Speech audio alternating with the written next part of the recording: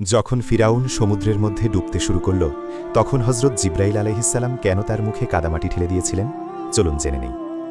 রাতের অন্ধকারে হজরত মুসা আলাইহিসসালাম বনি ইসরায়েলকে চুপি চুপি নিয়ে যাচ্ছিলেন, কিন্তু ফিরাউন খবর পেয়ে যায়। সে তার বিশাল সৈন্যবাহিনী প্রস্তুত করে বনি ইসরায়েলকে ধ্বংস করার উদ্দেশ্যে তাদের পিছু নেয়। সকাল হতেই ফিরাউন তার বাহিনী নিয়ে তাদের সামনে এসে উপস্থিত হয়। তখন পরিস্থিতি ছিল খুব ভয়াবহ, সামনে গভীর সমুদ্র আর পিছনে মৃত্যুর ভয়। বনি ইসরায়েল আতঙ্কে চিৎকার করে উঠল, নিশ্চয়ই আমরা ধরা পড়ে গেছি। কিন্তু হজরত মুসা আলাইহিসসালামের ঈমান ছিল অটুট, ভয় তাকে একটুও দুর্বল করতে পারেনি।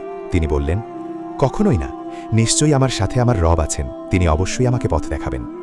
তখন আল্লাহর হুকুমে হজরত মুসা আলাইহিসসালাম তার লাঠি সমুদ্রের উপর আঘাত করলেন। সাথে সাথেই সমুদ্র দ্বিখণ্ডিত হয়ে গেল, পানি দুই পাশে বিশাল পাহাড়ের মতো দাঁড়িয়ে গেল, আর মাঝখানে তৈরি হলো একেবারে শুকনো পথ। হজরত মুসা আলাইহিসসালাম ও বনি ইসরায়েল সেই পথ দিয়ে এগিয়ে গেলেন। ফিরাউন ও তার সৈন্যরা অহংকার ও শত্রুতার বশে তাদের পিছু নিল। যখন হজরত মুসা আলাইহিসসালাম এবং বনি ইসরায়েলের শেষ ব্যক্তি নিরাপদে অপর তীরে পৌঁছে গেল,